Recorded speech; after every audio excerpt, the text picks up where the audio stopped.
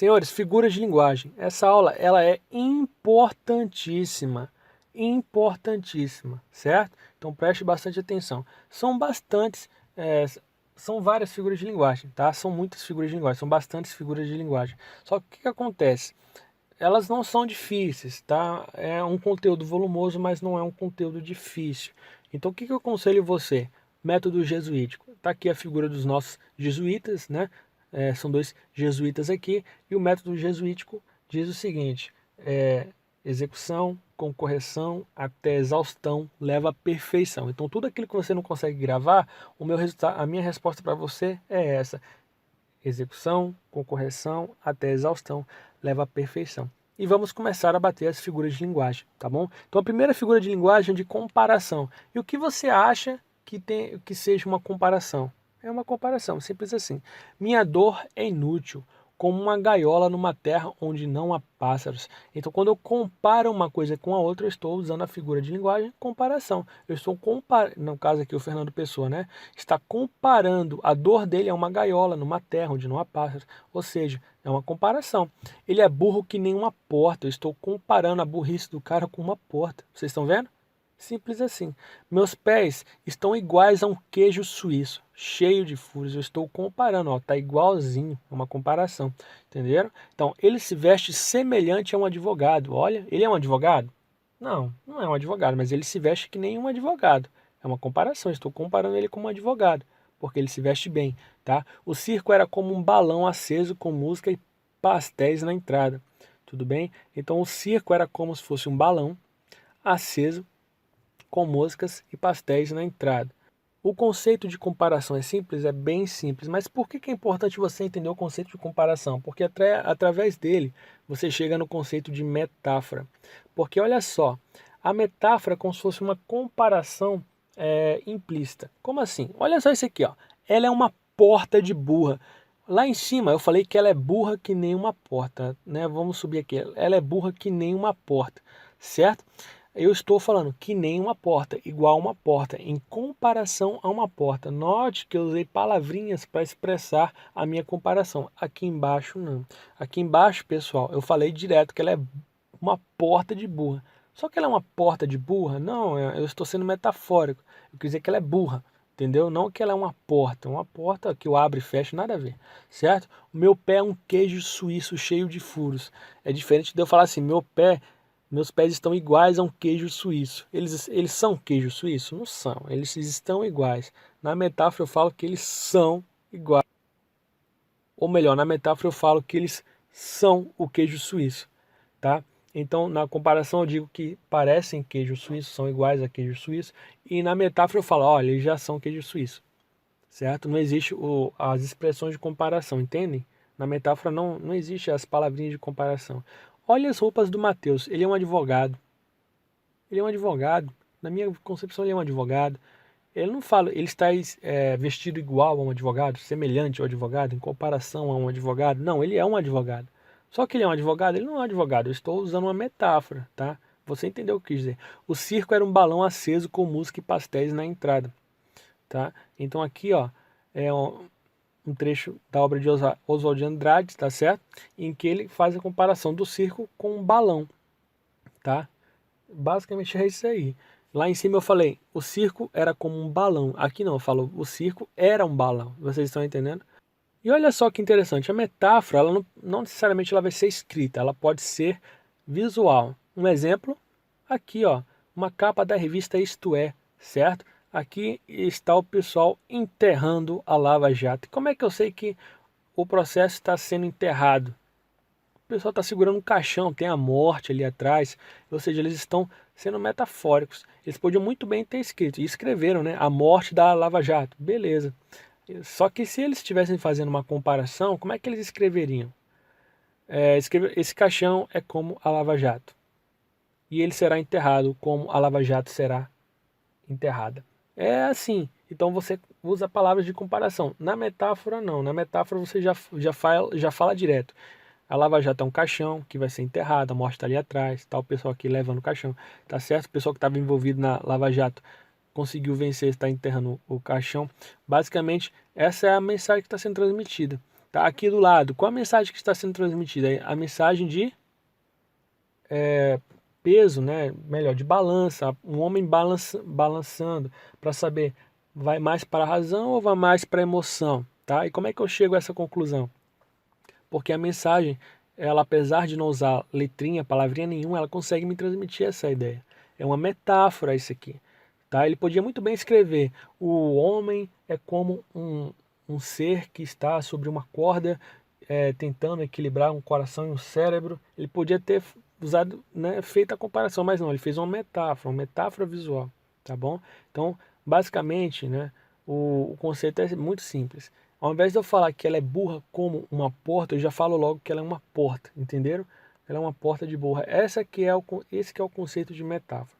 E aí a gente vem para o conceito de catacrese. O que é catacrese? É você usar uma palavra por não ter outra mais adequada, tá? Então, palavras que foram usadas por tanto tempo pela sociedade que acabaram se tornando comuns.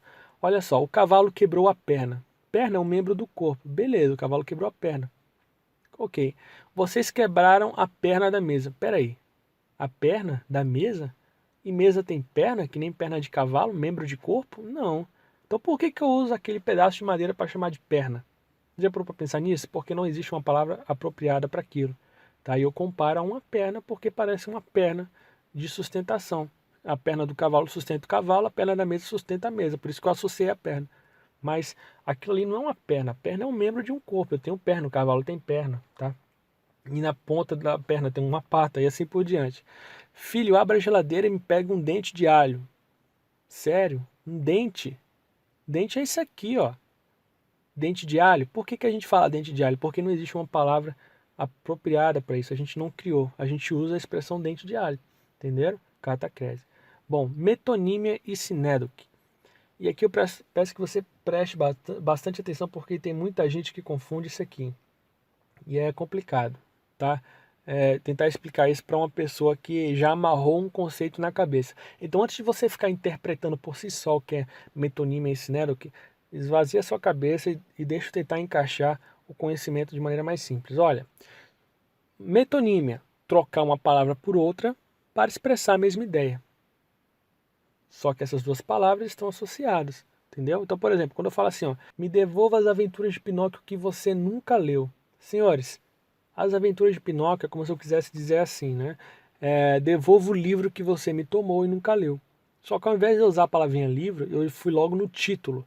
Então eu troquei uma palavra por outra que estava associada a ela. Certo? Ao invés de eu falar do livro, eu falei do título dele. Estão associados, é a mesma coisa. Metonímia. Entendeu, pessoal? O estádio aplaudiu muito os dois times. O estádio é nada mais do que uma construção de concreto, vidro, aço, certo? O estádio não tem vida, mas a gente fala que o estádio aplaudiu os dois times. Por quê? Porque eu quis dizer que os torcedores aplaudiram muito os dois times. Ou seja, o estádio está associado à palavrinha torcedor. Você não acha que tá? Pois é, quando eu falo de estádio, você lembra o quê? Uma área grande, um monte de gente torcendo. Estádio, tá certo? Palavras associadas. Beleza? Tranquilo. Vamos lá. Conquistei este dinheiro com muito suor. Suor. Rapaziada, suor, trabalho, certo? Conquistei este dinheiro com muito trabalho. São palavras associadas. Ao invés de eu falar trabalho, eu falei suor. Troquei uma palavra por outra que está associada a ela. Entenderam? Palavras relacionadas. Na igrejinha, o velho bronze tocava todos os dias às 6 da manhã. Então, senhores, o velho bronze, o que vem a ser o velho bronze? O bronze, perdão. O que vem a ser o velho bronze? É o sino. O velho sino tocava todos os dias às 6 horas. É porque o sino é feito de bronze. Então, eu associei o sino a uma palavra relacionada a ela, que é o bronze, que é o material de que ela é feito, entende? Então, eu troquei por uma palavra associada a ela, simples assim. Olha aqui, ó, outro exemplo. Vai gostar de Paris, Ed. A cozinha é fabulosa. É? E a comida? Aí vai o H e suspira. Ou seja, ele também está se referindo a algo mais específico, fazendo a metonímia da cozinha, pegando uma coisa que está associada à cozinha, só que em outro sentido, né? Então, vai gostar de Paris, Ed. A cozinha é fabulosa. E a comida são duas palavras que estão associadas, mas ele fez um trocadilho. Apesar de estarem associadas, eu não entendi. Entendeu? Eu fui burro, não entendi. Basicamente é isso, o trocadilho da conversa. É você pegar, né, a palavra e trocar por outra associada, certo? Cozinha, comida, estádio, plateia, assim por diante. Eu tenho muitas cabeças de gado, certo? E olha só, quando eu falo cabeças de gado, eu quero dizer é um tipo de metonímia, certo? É um tipo especial de metonímia, por quê? Porque eu também estou pegando o que a gente chama de a parte pelo todo. Então, quando eu falo assim, ó, os torcedores, tá? O estádio ele é muito mais do que só os torcedores. Ele é concreto, ele é vidro, ele é aço, tá? Mas eu peguei a parte específica dele, que é o estádio. Aqui em cima também, né? O Ed, né? O H falou da cozinha, ele pegou algo específico da cozinha. Quando eu faço isso, eu estou executando uma sinédoque. Entenderam? É um tipo especial de metonímia. Eu tenho muitas cabeças de gado. Não significa que eu tenho só as cabeças, eu tenho o gado, eu tenho o boi inteiro, entenderam? Mas eu falo cabeças para representar algo. Então, todas as vezes que eu tiver a parte pelo todo ou todo pela parte, eu tenho uma sinédoque. Tudo bem que é um tipo especial de metonímia, mas na bucha se classifica como metonímia do mesmo jeito, tá? Essa diferenciação, ela só existe para alguns autores, nem todos concordam com essa classificação, beleza? Para alguns autores é metonímia e ponto final, tá? Vamos lá, personificação ou prosopopeia. Como é que funciona essa questão da personificação ou prosopopeia? É você dar uma característica humana a quem naturalmente não tem uma característica humana. Por exemplo, o nosso amigo aqui, ó, o Sol, tá? Ele está dando ok, está de óculos escuro. Só que o Sol é uma bola incandescente, certo? De calor, que não tem nada a ver com esse desenho aqui. Eu acrescentei uma característica humana a uma representação do Sol. É personificação, também chamado de prosopopeia. As árvores pedem socorro. As árvores não têm boca, como é que elas pedem socorro? Estou dando a elas uma característica humana. A chuva foi bem forte hoje, é o céu que está chorando. Só que o céu não chora, pessoal. O céu não tem nada a ver com choro, entenderam? Você é muito linda, dizem as estrelas. Só que as estrelas não falam. Inventa outra cantada, tá? Porque as estrelas não falam. E essa cantada provavelmente não adiantou de nada. Entenderam, pessoal? Então, basicamente, é você pegar uma característica humana e acrescentar algo que não tem vida. Tá? Antítese e paradoxo. E muitos confundem antítese com paradoxo, mas a gente vai diferenciá-lo de maneira muito fácil, tá? Por exemplo, vamos lá. A pobreza do eu, a opulência do mundo.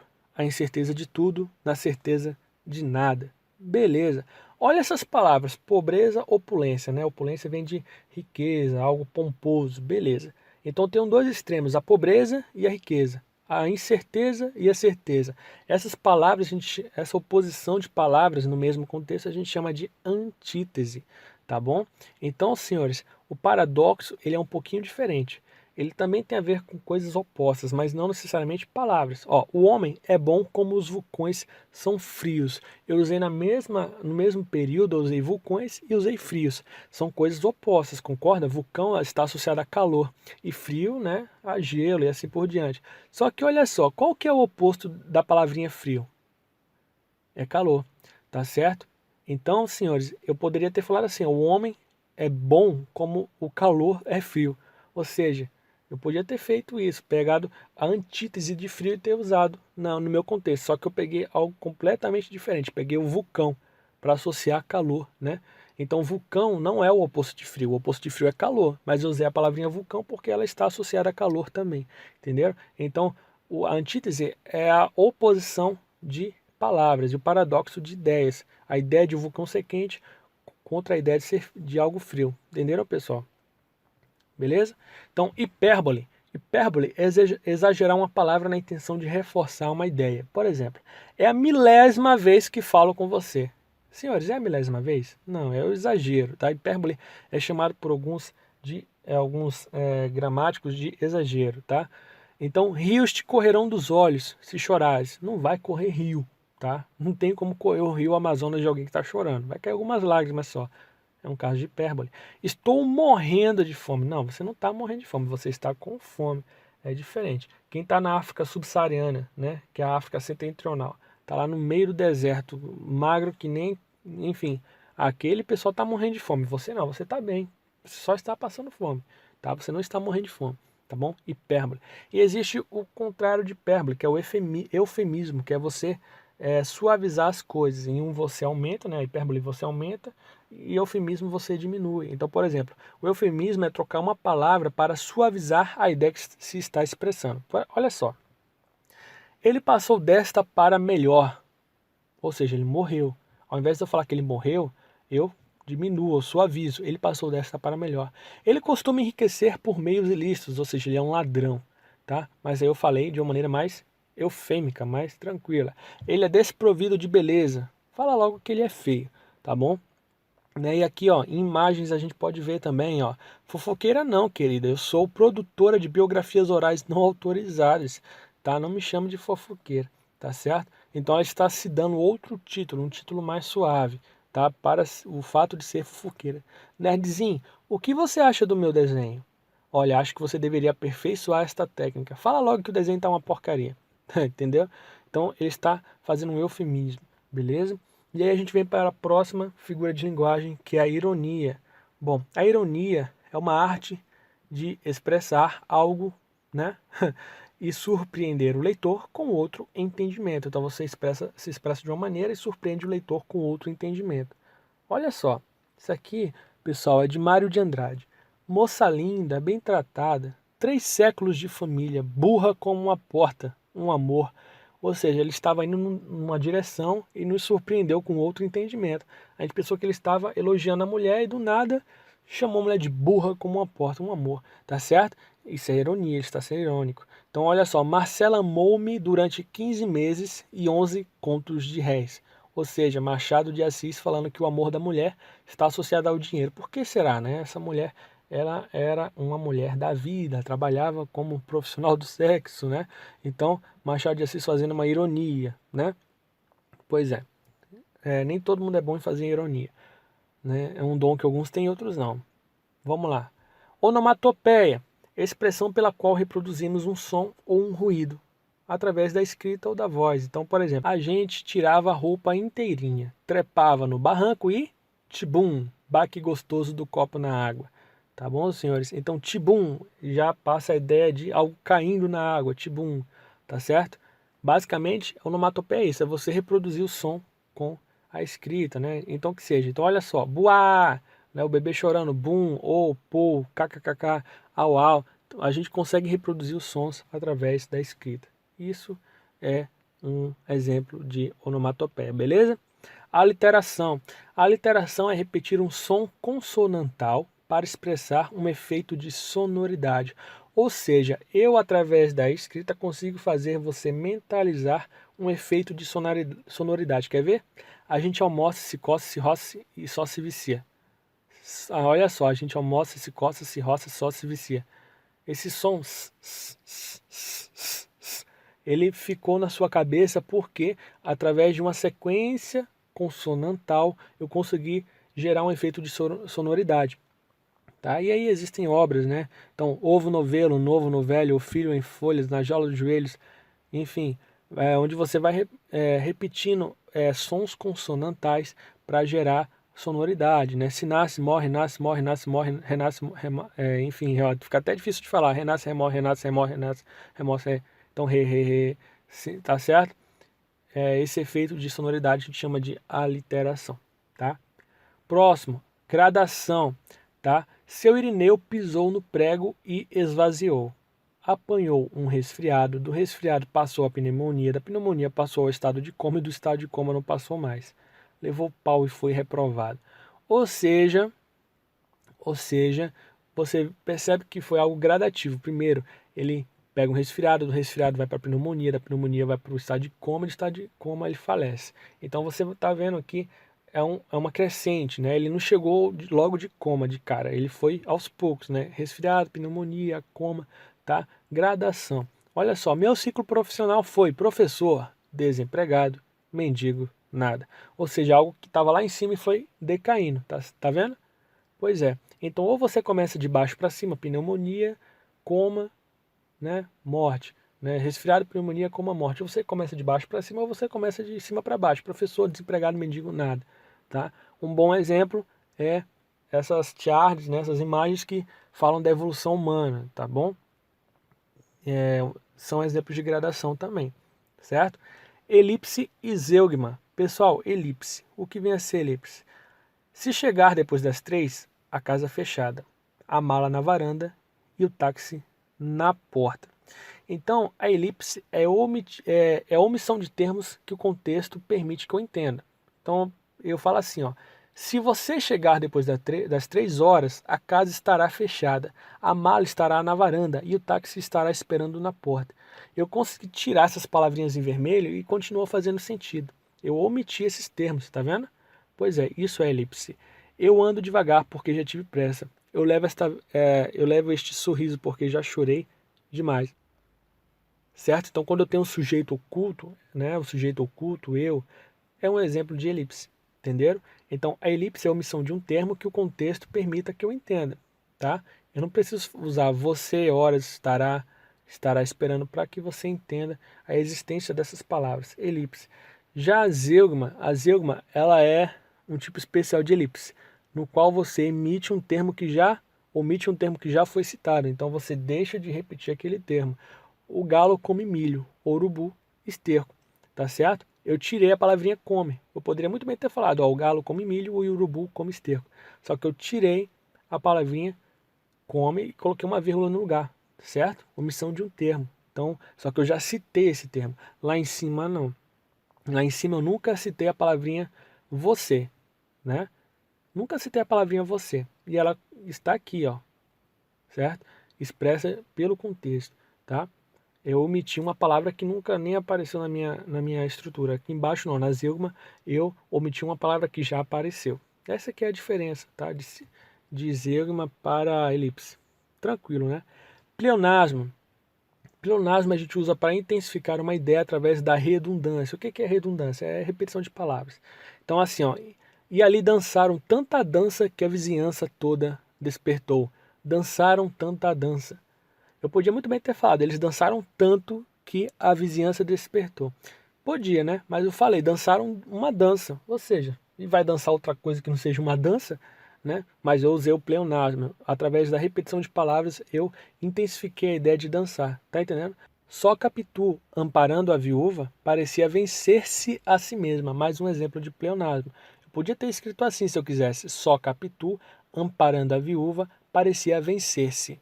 Ou parecia se vencer, certo? Então, eu reforcei, tá? Eu reforcei o pronome reflexivo. Só Capitu, amparando a viúva, parecia vencer, né, a si mesma, tá? Não, eu coloquei vencer-se a si mesma. Essa ideia de repetição da voz reflexiva, né, a gente pode chamar de pleonasmo também, tá? Subir para cima, descer para baixo, sair para fora, entrar para dentro, a gente chama de pleonasmo vicioso. Tudo bem, pessoal? Pleonasmo vicioso, tá? Diferente desse pleonasmo literário que a gente acabou de ver, né? E ali dançaram tanta dança, é um pleonasmo ocasionado, a gente faz de propósito, tá? Para gerar uma ideia no texto. Aqui não, esse pleonasmo aqui é o pleonasmo popular, né? Subir para cima, descer para baixo, por isso que o nome é pleonasmo vicioso. Tudo bem? E aí vem polissíndeto e assíndeto. Então, o polissíndeto é o emprego repetitivo de uma conjunção. Então, ó, nem guerras, nem aulas, nem missas, nem viagens e nem barca, certo? Então, nem, a conjunção adversativa nem, né? Nem. Aqui também, ó, se era noivo, se era virgem, se era alegre, se era bom, não sei. Então, se. Já o assíndeto, ele é o contrário. Se o polissíndeto é um emprego repetitivo, o assíndeto é você não fazer o emprego. Por exemplo, acordo para a morte, barbeio-me, visto-me, calço-me. Eu podia ter muito bem escrito assim, ó. Acordo para a morte e me barbeio, e me visto, e me calço. E. Mas eu tirei todas as conjunções. Fui colocando vírgula. Barbeio-me, visto-me, calço-me. Entenderam? Certo? Isso é um caso de assíndeto, quando eu tiro as conjunções. Anáfora é a repetição de um termo no início de uma sequência de versos ou orações. Então, ó, ilha cheia de graça, ilha cheia de pássaros, ilha cheia de luz, ilha verde onde havia. Então, ilha, certo? Olha só, e o olhar estaria ansioso esperando, e a cabeça ao sabor da mágoa balançando, e o coração fugindo e o coração voltando, e os minutos passando e os minutos passando. Polissíndeto, repetição de uma conjunção. Anáfora é a repetição de um termo, tá? Não necessariamente de uma conjunção, pode ser de qualquer termo. E policíneto se refere única e exclusivamente à conjunção, tá? Não confunda esses dois. Ó, vi uma estrela tão alta, vi uma estrela tão fria, vi uma estrela luzindo na minha vida vazia. Então, vi uma estrela, vi uma estrela, vi uma estrela, anáfora, tá certo? Era uma estrela tão alta, era uma estrela tão fria, era uma estrela tão sozinha, perdão, era uma estrela sozinha, luzindo no fim do dia. Então, senhores, era uma estrela, era uma estrela, era uma estrela, anáfora, tá? Pessoal, olha esse aqui agora, anacoluto é uma mudança de rumo inesperada na frase, tá? Ou seja, é abandonar a construção anterior para começar uma nova. Olha só, presta atenção agora que isso aqui muita gente confunde. Essa sua mania, viu? Suas preocupações com detalhes me irritam. Beleza. Então, olha, eu tenho o meu verbo transitivo direto, tá? E eu tenho o meu objeto direto, que é o me. Me é o me, a gente já viu isso aqui. Então, quem irrita, irrita alguém. Irritam me, né? Irritam eu, né? Eu, me. Pois bem, suas preocupações com detalhes, certo? O que que me irritam? Suas preocupações com detalhes. Então, suas preocupações com detalhes é o sujeito. Olha que eu tenho uma estrutura sintática completinha aqui, certo? Sujeito, verbo e complemento. Aí eu te pergunto, meu amigo, esse primeiro termo aqui, ó, essa sua mania, está fazendo função sintática de quê? Sujeito, adjunto? A gente já viu que está tudo completo do outro lado. E essa oração aqui? Essa oração não, perdão, essa frase aqui. Confuso, né? A gente nem sabe o que ela está fazendo aí. No contexto ela tem um sentido, mas sintaticamente não tem. O nome disso é anacoluto. O filme que assisti ontem, vocês iam adorar. O filme que assisti ontem parece complemento do verbo adorar, mas ele foi separado da oração por pontuação. Não se separa sujeito, verbo, complemento, certo? Então, senhores, cuidado. Às vezes o camarada olha e acha que aquele termo tem função sintática e não tem. Se você separou algo da oração, significa que você desconectou aquilo da oração, tá bom? Por alguma razão, porque aquilo foi deslocado do lugar, né? Porque aquilo ali não tem função sintática definida, que é o nosso caso aqui, tá bom? Então tome cuidado, tá? Pode até ter função no contexto, mas sintaticamente está isolado. Tudo bem, senhores? Cuidado com isso. Então é como se fossem orações que caem de paraquedas. Olha essa sua mania, viu? Aí eu coloco a ideia principal logo depois. Suas preocupações com detalhes me irritam. O filme que assisti ontem, viu? Vocês iam adorar, tá certo? Então são como se fossem orações que caem de paraquedas no contexto. Elas não têm expressão sintática definida. Vocês estão entendendo? Isso aí, pessoal, só pela prática que vocês vão conseguir pegar a sensibilidade de olhar e perceber o que é um anacoluto. Vamos lá, silepse. Silepse também é chamada de concordância ideológica. Então, silepse, né? Primeiramente, vamos bater a silepse de gênero. A silepse de gênero, quando eu falo assim, ó, Vossa Excelência, saiba que está enganado. Vossa Excelência, saiba que está enganado. Enganado, note que enganado está no masculino. Só que a palavrinha Vossa Excelência é uma palavra feminina, né? A Vossa Excelência. E aí, por que que está no masculino?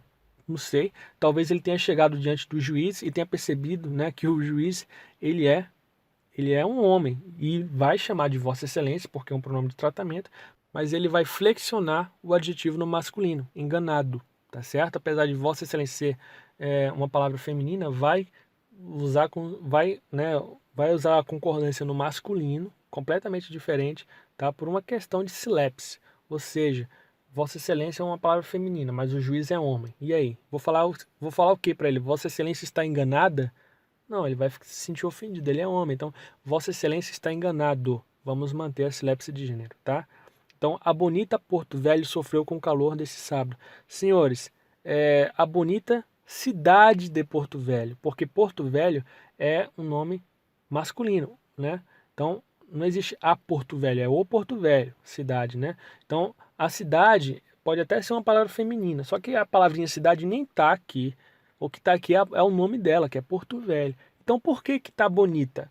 Porque a gente está concordando com uma palavrinha que está implícita, né, na oração. É como não, a palavra cidade ela não está aqui, mas a gente concorda com ela mesmo ela não estando aqui, certo? É a mesma situação do Vossa Excelência. Eu sei que é mulher, mas eu vou conjugar tudo na forma, estruturar tudo na forma masculina. Tudo bem? Por alguma razão. Aqui embaixo também. A razão é que por mais que esteja só o nome da cidade, mas eu vou tratar como se cidade estivesse implícito, entenderam?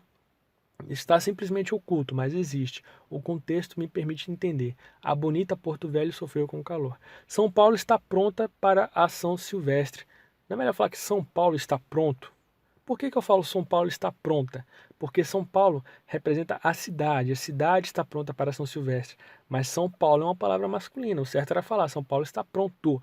Mas a gente fala São Paulo está pronta, silepse de gênero, concordância ideológica, tá?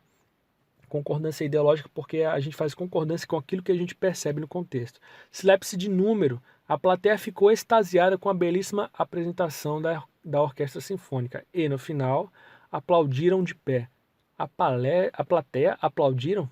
Pessoal, a plateia aplaudiram tem um erro de concordância, né?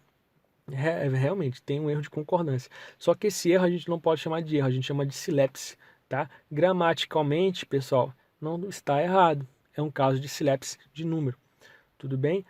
Não é uma situação ideal fazer isso num tipo de redação, mas não seria errado, tá? Tem alguns corretores que podem enxergar a silepse de número com maus olhos, tem outros que podem enxergar com bons olhos. Na dúvida, não faça. A silepse de gênero nem passe pela sua cabeça fazer, tá?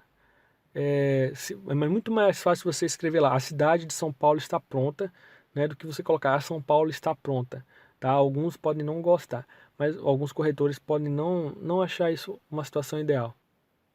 Vamos lá, o rebanho anda pela planície árida, né? Por que o rebanho anda pela planície árida? Porque tentavam inutilmente achar água. Então o rebanho é uma palavra no singular, um substantivo, né, que designa, né, o coletivo e está no singular. Por que eu vou conjugar o verbo tentar no plural? Tá? Então, senhores, uma coisa importante antes da gente seguir. O rebanho tentavam inutilmente achar água. Tá vendo como ficou feio? Tá? Então a silepse de número ela só pode acontecer em orações diferentes. Note que estão até as orações separadas por pontuação, né? Tanto no primeiro exemplo como no segundo exemplo. Então, basicamente o que eu estou falando é que o verbo tem que estar concordando, certo? Com o sujeito o mais distante possível para dar certo. Porque se eu juntar, fica essa coisa esquisita. O rebanho tentavam, né? Não fica legal, tá? Então, para dar certo, né, pelo contexto, na silepse eu poder entender, é interessante que o sujeito e o verbo estejam distantes, tá? Silepse de pessoa, e aí eu já falo, não faça isso na sua redação. A silepse de pessoa ela é muito melhor aceitável em construções literárias, tá? Que não é o caso da sua redação. Os jovens precisam participar mais da vida política do país. Os jovens, terceira pessoa, né? Eles precisam, terceira pessoa, eles, beleza. Estou conjugando o verbo da maneira correta. Agora olha isso aqui, ó. Os jovens precisamos participar da vida política do país. Os jovens, terceira pessoa, eles precisamos, primeira pessoa, nós. Tá vendo? Eu conjuguei como se fosse nós. Só que o sujeito está na terceira pessoa, eles, os jovens, tá? Por que eu fiz essa conjugação equivocada? Porque o autor da frase está no contexto. Ele se inseriu no contexto, tá? É como se ele estivesse se colocando no lugar da juventude que ele citou, tá bom? Então os jovens, né, nós, jovens, precisamos participar mais da vida política do país. Não faça isso na sua redação, não vai ser bem visto, tá bom? Beleza? O nome disso é silepse de pessoa. Acredito que todos estão de acordo com a proposta. Um exemplo de silepse de pessoa. Acredito que todos estejamos de acordo com a proposta, tá? É uma situação, né, mais comum, inclusive, que a gente faz a silepse de pessoa. Tudo bem? Então, silepse de pessoa, o autor da frase se inserindo no contexto. Beleza? Brasil acima de tudo.